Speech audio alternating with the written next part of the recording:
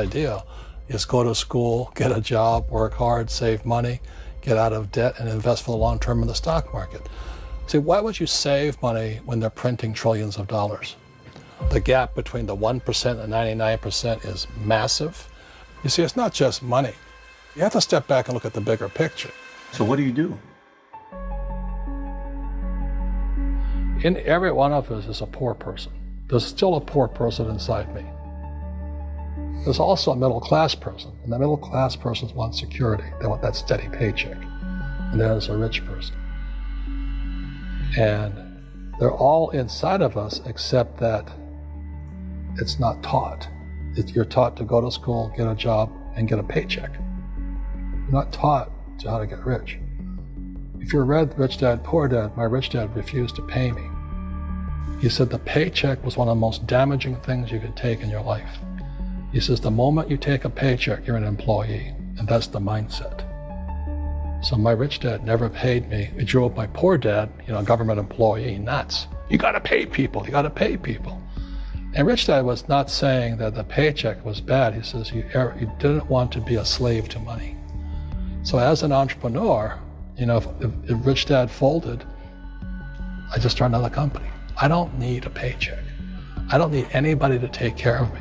If my government doesn't like me, I move to another country because they need entrepreneurs there. So the entrepreneur is not so much the business. The entrepreneur is really the mindset and the skill sets and the different set of rules.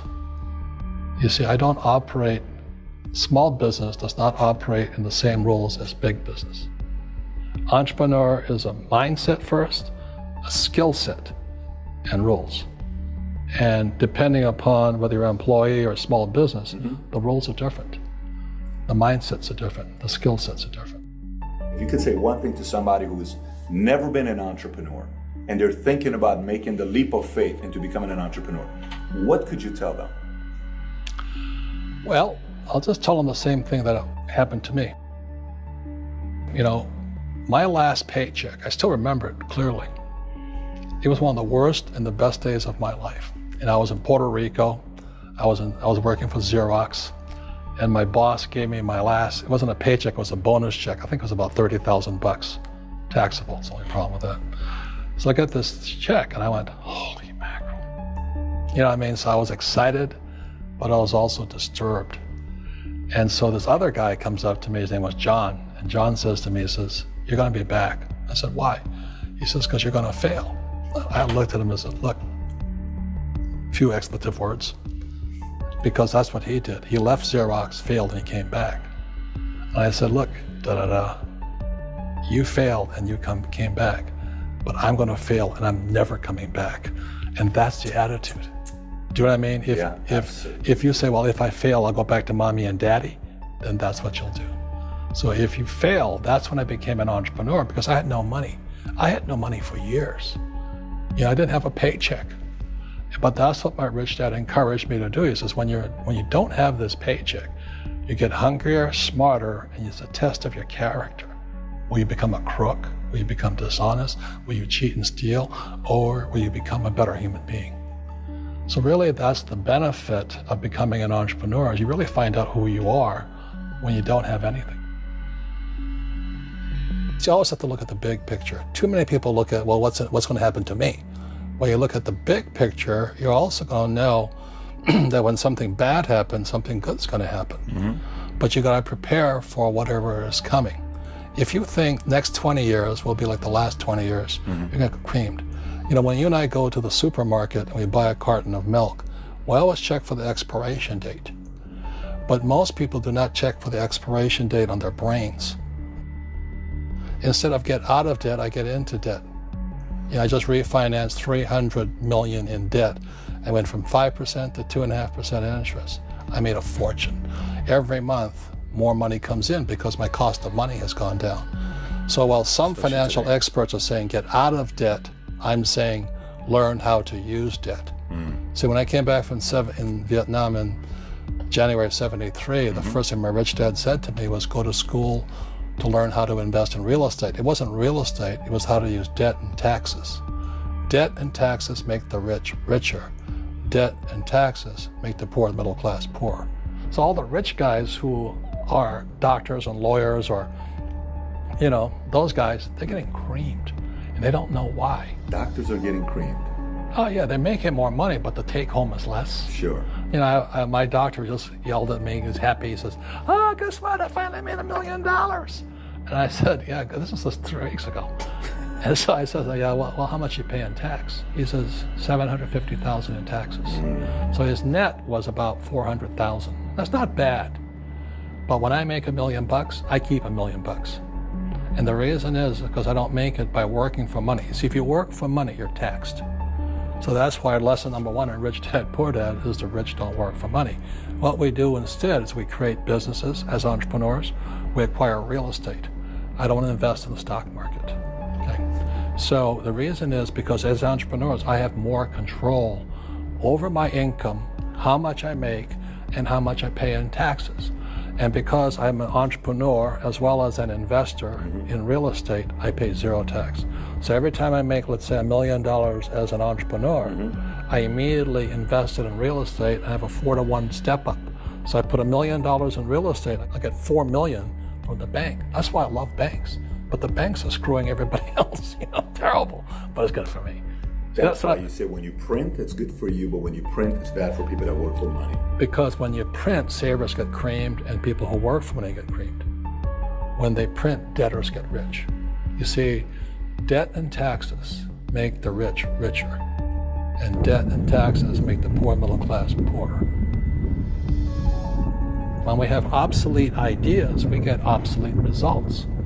So what's happening for most people, the idea of going to school, getting a job, working hard, saving money, getting out of debt, buying your house because it's an asset, investing for the long term, is obsolete. The world has changed. The world changed in 1971 when President Nixon took us off the gold standard and money became debt. What if we get rid of school? Then what would happen? Would it be better if we had no educational system at all? No, I'm saying education is more important than before. It's just obsolete. There's Moore's Law which states information doubles every 18 months. In other words, everything's obsolete 18 months. So, and this is just a recent phenomenon. So when you come out of school, you're already obsolete. And that's why I'm the old guy, I meet my friends who went to Harvard. I went to Harvard. I said, yeah, that was how long, 50 years ago?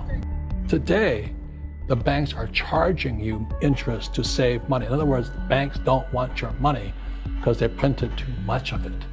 And that's why there's this bubbles in stocks and bubbles in real estate and all this. People are dumping the cash because, as I said in here, savers are losers and cash is trash. And yet people are, well, I want a high-paying job. Well, that's an obsolete idea. Get out of debt is an obsolete idea. You should learn how to get into debt, how to use debt to get rich, and they'll never teach you about taxes. The reason the 1% is way up here and the 99% are going this way is because when you print money, 2 things happen: inflation and taxes. It's going to crush you. And any entrepreneur thinks, I'm just going to make money, I'm going to start a business and make a lot of money because we talk about, they really have got to smell the roses, man. That's not what the real entrepreneurs are doing. Most entrepreneurs, there's 28 million small business owners in America. 24 million are what are one-person entrepreneurs. They're called non-employee entrepreneurs. So and that's what happens is when people don't really understand what an entrepreneur does. So most big people are self-employed, but they're not really entrepreneurs. The self-employed pay the highest taxes of all, and nobody tells them that. Yeah, it's also called the entrepreneurial spirit, but what we were actually talking about was there's no such thing as a bad economy. There's external, you and I, we all have an external economy, but we also have an internal economy. And the willpower is to change our internal economy. So for me, I can see the good and I can see the bad. I don't really give a damn because I'm going to be rich anyway. But a poor person with a poor personal economy, all they're going to see is a bad economy because they don't know how to make money in any economy. And a middle class person, they have a middle class economy. What they want is a nice house, a steady paycheck, and the job and the car. And so when you take their job away, to them, that's disaster. Well, since an entrepreneur doesn't have a job anyway, it's no big deal. So all I'm saying to people, and it's what Bucky Fuller taught me, there's always two sides, you know what I mean? Unity is plural, at minimum two. So if you think the economy is bad, it's because your economy is bad. If you think that steady, employment is important, then you'll see an economy without jobs. Your economy versus the external economy. What you control versus what you can't control. I can control. Yeah, it's called an internal focus versus an external focus. So the real entrepreneur has an internal focus. That if they fall down, they say, "Oh, this is good, because I'm going to go up higher." The average person will fall down and say, "Oh, I'm going to take some Prozac," or somebody has a mistake. Oh, the mistakes don't matter. Well, mistakes matter. It means you didn't know something. But a real entrepreneur, whether they fall down, they always can go up. They can stand back up and go higher. That no matter what happens to them, they get stronger and better and smarter and happier. But a person with a weak internal mindset is that they're so afraid of what happens, it generally happens. Like, people who are afraid of losing their jobs, they generally lose their jobs. You know what I mean? Yeah, so everything comes through you. Yeah, so the entrepreneur first job is to control inside here, not outside there. The moment you take that paycheck, you're an employee. You've got to be stronger than that. It's about inside control.